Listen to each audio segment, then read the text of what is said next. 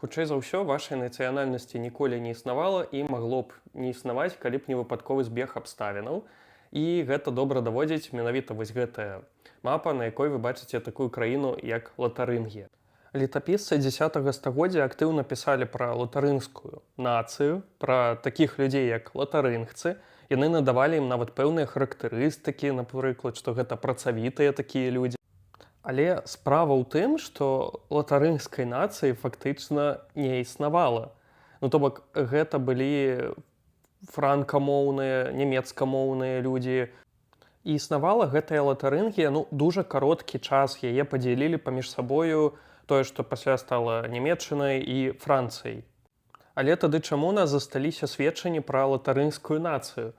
Ідэнтычнасць людзей сярэднявечча можна падзяліць на такую сапраўдную, скажем так, і публічную. Вядома, у нас дужа абмежаваныя крыніцы ўвогуле пра тое, як людзі самі сябе бачылі, бо, ведаеце, толькі тыя з іх, хто быў адукаваны, маглі пакінуць нам сведчанне таго, што яны думалі пра сябе. Але калі мы кажам пра такую сапраўдную ідэнтычнасць, да якой людзі падсвядома звярталіся, перш за ўсё яна будзе рэлігійнай, хрысціянскай, і пасля будзе лакальнай. І тут, як прыклад, можна ўзяць Скандынавію, гэта Скандынавія ўжо 18 стагоддзя мапа, але ў Скандынавіі быў такі тэрмін патрія, напрыклад.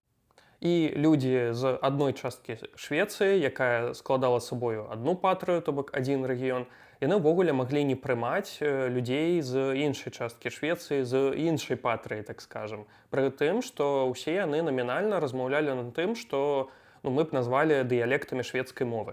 Але калі, напрыклад, ісландцы едуць працаваць пры двары караля Нарвегіі, мы бачым, што яны актыўна выкарыстоўваюць тэрмін нарвежац.